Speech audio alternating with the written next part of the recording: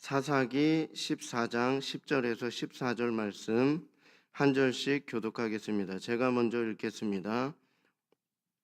삼손의 아버지가 여자에게로 내려가매 삼손이 거기서 잔치를 베풀었으니 청년들은 이렇게 행하는 풍속이 있음이더라. 무리가 삼손을 보고 30명을 데려와서 친구를 삼아 그와 함께 하게 한지라. 삼손이 그들에게 이르되 이제 내가 너희에게 수수께끼를 내리니 잔치하는 이래 동안에 너희가 그것을 풀어 내게 말하면 내가 베옷 30벌과 겉옷 30벌을 너희에게 주리라. 그러나 그것을 능히 내게 말하지 못하면 너희가 내게 베옷 30벌과 겉옷 30벌을 줄지니라 하니 그들이 이르되 내가 수수께끼를 내면 우리가 그것을 들으리라 하매 함께 읽겠습니다. 삼손이 그들에게 이르되 먹는 자에게서 먹는 것이 나오고 강한 자에게서 단 것이 나왔느니라 하니라. 그들이 사흘이 되도록 수수께끼를 풀지 못하였더라. 아멘. 오늘은 사사기 14장 말씀으로 삼손의 수수께끼 속에 있는 비밀이라는 제목으로 말씀을 나누도록 하겠습니다. 교회는요, 두 종류가 있습니다. 하나는 사람이 세운 교회이고요. 다른 하나는 하나님께서 세운 교회입니다.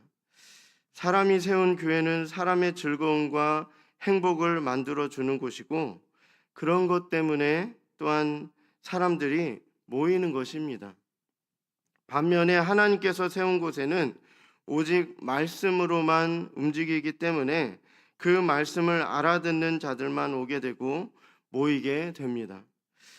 오직 하나님께서 세우신 말씀으로 움직이는 교회만이 그 안에서 영생의 말씀을 듣고 믿음으로 살아가는 교인들만이 천국에 가는 것입니다. 세상 사람들이 알려고 해도 스스로 알 수 없는 것이 바로 하나님의 말씀입니다. 우리가 아무리 읽어도 하나님께서 성령님을 통해서 깨닫게 해주시지 않으면 알 수가 없다라는 것입니다. 오늘 본문 말씀을 보면요, 도무지 알지 못하는 이야기를 하고 있는데요, 그것은 바로 수수께끼입니다. 우리는 하나님을 믿는 자들로서 이러한 수수께끼를 푸는 사람들입니다. 세상 사람들은 도저히 알지 못하지만 우리들은 알 수 있습니다. 성령님께서 깨닫게 하신다라는 것입니다. 이러한 깨달음이 없는 자들은 아무리 교회를 다녀도 구원과는 상관이 없는 사람들입니다. 하나님을 아는 만큼 순종하게 되잖아요. 근데 그 하나님의 말씀을 하나도 알 수 없다. 알 수 없는데도 불구하고 자신이 알지 못하는 것을 알지 못하고 살아가는 것. 너무나도 그 안타까운 일입니다. 삼손의 이름을 보면요, 그 삼손의 이름 뜻에 보면 강한 자라는 의미가 있습니다. 그러나 그의 삶을 보면 어떻습니까? 이름과 같이 강하게 그렇게 살아야 되는데 그럼에도 불구하고 그렇지 않은 사건이 세 가지가 나오는데요. 먼저는요, 딥나의 여인에 관련된 일입니다. 삼손은 강한 자, 이름처럼 강하게 살아야 되는데도 불구하고 그렇지 않은 그런 삶이 있는데 삼손이 약한 것이 있었어요.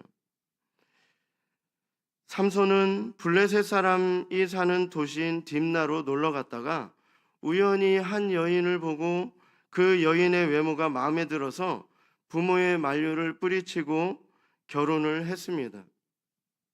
그렇게 하다가 결국 아내를 친구에게 빼앗기고 블레셋 사람들을 죽이고 마침내 아내를 비롯한 처갓집 식구들이 모두 블레셋 사람들에게 화형을 당하는 것으로 비극적으로 끝이 납니다. 이렇게 그 삼손은 나중에도 언급하겠지만 그는 구별된 자였어요.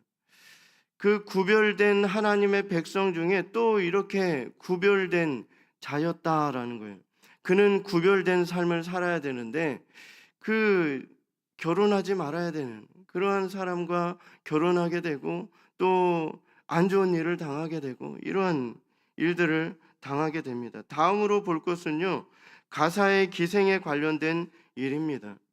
삼손은 가사에 가서 기생을 보고 또 정신을 못 차립니다. 한번 이렇게 실수를 했는데 그러한 그 일을 또 반복하는 거예요. 가서 정신을 못 차립니다. 기생집으로 들어간 삼손을 다른 사람들이 보고 그를 죽이기 위해서 포위하고 성문에 매복합니다. 그러나 삼손은 포위를 뚫고 가사에서 이스라엘 제역인 헤브론으로 가게 됩니다. 매복해도 필요 없고 성문을 닫아 걸어놔도 소용이 없어요. 또 이러한 그 마지막으로 보면요, 소래 골짜기에 들릴라를 사랑한 것입니다. 그러나 삼손은 들릴라를 사랑했지만 이 여인은 삼손을 사랑하지 않았어요. 이것을 깨달아야 되는데 알지 못하고 계속해서 거기에 빠집니다. 삼손이 약한, 강하게 살아야 되는데도 불구하고 약한 점이 바로 이거예요. 여자에게 삼손은 단순히 자기에게 돈을 벌어다 주는 수단이 되었다라는 거예요. 들릴라의 이름의 뜻이 매달린 자, 약하게 하는 자입니다. 삼손의 비밀을 알기 위해서 삼손에게 매달리고 결국은 삼손을 약하게 한 자가 바로 그런 이름을 가지고 있는 그 여인. 예. 삼손이 절대로 말해서 안 되는 그 부분을 말해서 이제 그 또 안 좋은 일을 겪게 됩니다. 삼손의 이름의 뜻은 강한 자예요. 그러나 그는 이름의 뜻대로 그의 힘을 제대로 발휘하지 못하며 살아갔던 것처럼 보입니다. 여기까지 보면요, 아주 망난이에요. 이 삼손은요, 구별된 자로서 하나님의 능력을 받아서 강하게, 하나님의 이름을 드넓히면서 영광을 돌리면서 이 삼손을 통하여서 하나님의 영광이 드러나야 돼요. 그만큼 힘도 있었어요. 그런데 여기까지 보면은 완전히 안 믿는 사람들보다 더 안 좋은 살인도 했고 또 여인에게 빠져 이방 여인과 또 그렇게 나쁜 짓을 하고 이러한 사람이 삼손이에요. 여기까지 보면은 그는 잘못 산 것처럼 보여요. 하나님께서 삼손에게 주신 강한 힘이 기생집에 갔다가 블레셋의 포위를 뚫는데 사용하라고 주신 것이 아닙니다. 우리의 힘도 그래요. 하나님께서 주신 힘, 능력, 그냥 단순히 내 영광, 나의 욕심, 이러한 삶을 살아가라고 주신 것이 아니다라는 것입니다. 그런데 삼손은 이렇게만 살아가는 것처럼 보입니다. 또한 많은 여인들을 거느리며 음란하게 살라고 하신 것도 아닙니다. 그런데도 불구하고 삼손은 자신에게 주어진 힘을 여자들과 사랑하는 데 사용해요. 그리고 또 그 힘을 제대로 올바른 데 발휘하지 못하는 거예요. 사람들을 죽이고 이러한 나쁜 짓을 하는데 이러한 힘을 사용하는 것을 볼 수 있습니다. 오늘 본문을 보면요, 삼손이 부모님으로부터 결혼 허락을 받고 딥나로 내려가는 장면을 볼 수 있어요. 또 혼자 있을 때 사자를 만나서 사자를 종이 찢듯이 찢어 죽입니다.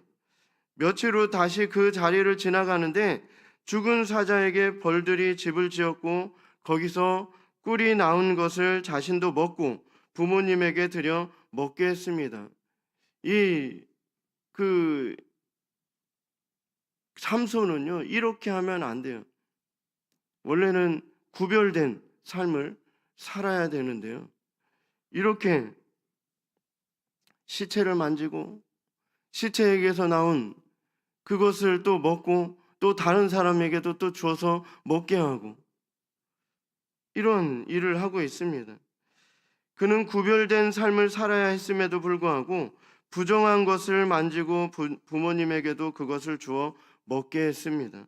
삼손은 블레셋 사람들과 함께했고 그곳에서 30명의 친구들과 잔치를 벌이며 함께했습니다. 그들에게 전에 있었던 일, 즉 사자가 죽은 것과 그곳에서 꿀이 나온 것으로 수수께끼를 냈습니다. 누가 알겠습니까? 삼손만 알죠. 이러한 것을 수수께끼로 낸다고 친구들이, 그것도 이방 나라, 그 이스라엘 사람도 아니고 그러한 사람들이, 이스라엘 사람들도 모르겠죠. 이거는 그 삼손만 알 수 있는 일입니다. 근데 그것을 수수께끼를 낸 거예요. 그와 함께했던 친구들은요, 당연히 이 문제를 풀지 못합니다. 답을 알아내기 위해서 어떻게 했습니까? 여인을 협박하고 결국 답을 알아내서 삼손에게 정답을 말합니다. 삼손이 낸 수수께끼에서 알 수 있는 것은 그가 나실인인데 그럼에도 불구하고 설마 그런 일을 삼손이 했겠는가라는 생각을 그 누구도 하지 못했다라는 거예요. 나실인으로서 또 그 구별된 하나님의 백성에서 또 그 구별된 사람이 그러한 일을 했겠는가라는 거예요. 그의 친구들이 이 수수께끼의 답을 알 수 없었던 것은 삼손은 날 때부터 나실인이었다라는 것입니다.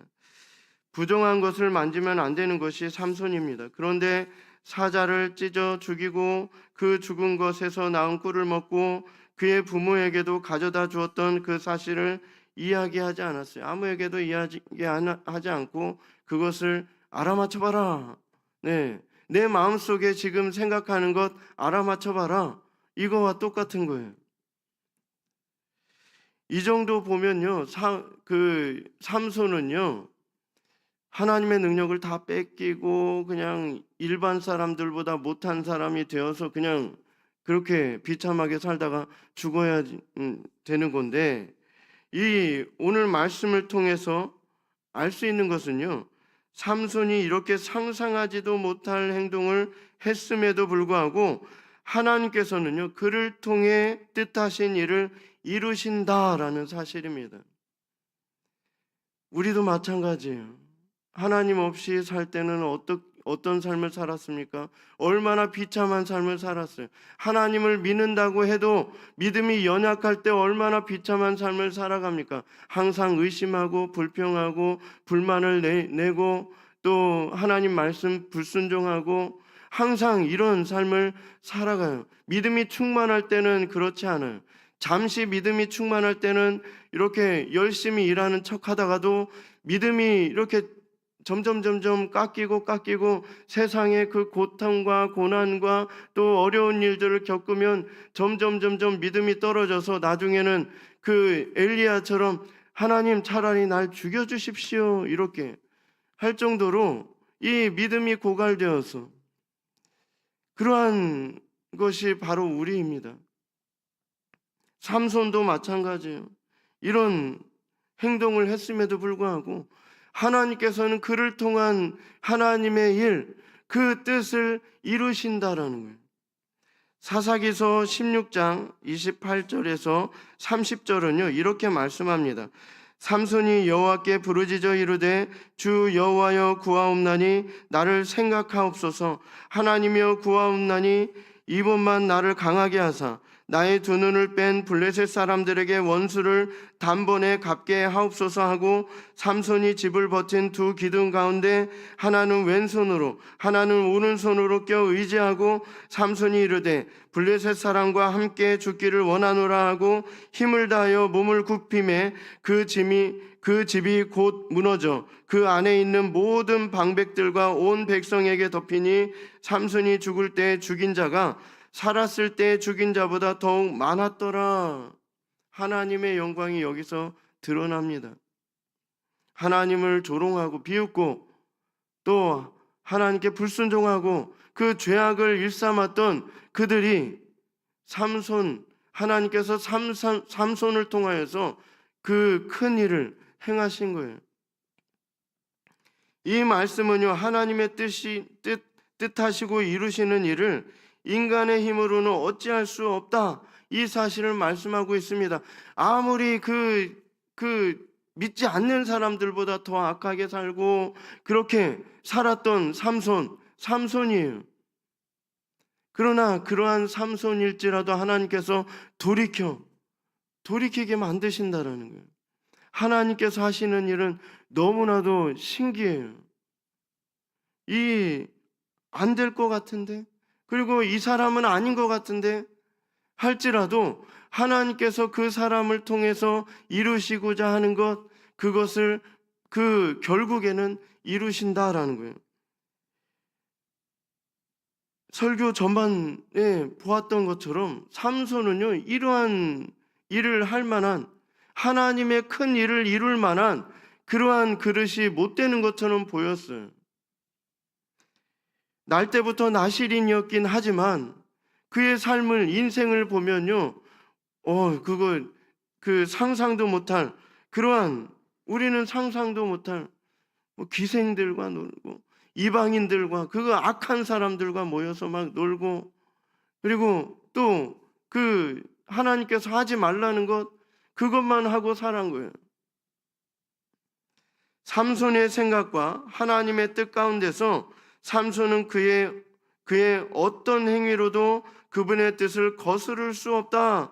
이 사실을요, 오늘 말씀을 통해서 알아야 합니다.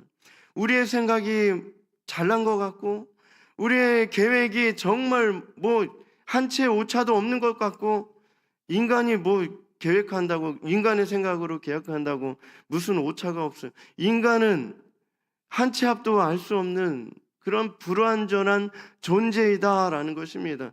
우리의 생각으로 계획한 것 다 하나님께서 틀어버릴 수 있어요. 그렇기 때문에 겸손해야 됩니다. 하나님만을 의지해야 돼요. 오늘 말씀처럼 삼손이요, 그렇게 살았어도 마지막에는요, 하나님을 의지했어요. 하나님께 겸손히 나아갔다라는 거예요. 하나님께 기도하고 하나님의 일을 행한 거예요. 삼손의 그의 어떤 행위도 하나님의 뜻을 거스를 수가 없는 거예요. 결국에는 하나님께서 그를 통해서 이루실 일을 이루셨다라는 것입니다. 하나님께서 구원하시기로 작정한 우리의 삶이 어떠할지라도 우리 모든 인생 가운데 하나님께서 정하신 뜻이 있습니다. 우리는 겸손히 그 길을 청종해야 돼요. 하나님의 뜻을 알려주십시오. 우리가 알지 못할 때는 하나님께 간구해야 돼요. 하나님의 뜻이 무엇입니까? 우리를 통해서, 나를 통해서 하나님께서 두신 그 뜻은 무엇입니까? 하나님께 계속 묻고, 또 하나님께서 주신 그 마음, 하나님께서 성령님을 통해서 깨닫게 해주신 대로 우리가 한 걸음 한 걸음 믿음의 발걸음을 옮겨야 된다라는 것입니다. 우리에게 정하신 뜻이 있어요. 하나님께서 우리에게 정하신 뜻이 있다. 지금 내 삶을 보면, 내 주위의 것들을 보면 내 뜻과는 정반대로 갈 때도 있고 마음에 안 들 때도 있지만 하나님의 뜻대로 잘 가고 있는 것입니다. 이 모든 것이요, 하나님께서 다 생각이 있으신 거예요. 하나님 어디 계십니까? 이렇게 할지라도 하나님께서는 하나님의 뜻을 계속해서 쭉 그 길로 나아가는 거예요. 그 어떤 것도 방해할 수 없어요. 우리는 이 사실을 믿어야 된다라는 거예요. 우리가 어떤 모습일지라도 하나님께서 정한 계획을 반드시 이루신다. 이 사실을 믿어야 합니다. 하나님의 뜻 가운데 항상 붙들려 살며 그분께서 우리의 삶에 계획하신 것을 이루심을 체험하며 살아가는 우리 모두가 되기를 간절히 소망합니다. 기도하겠습니다.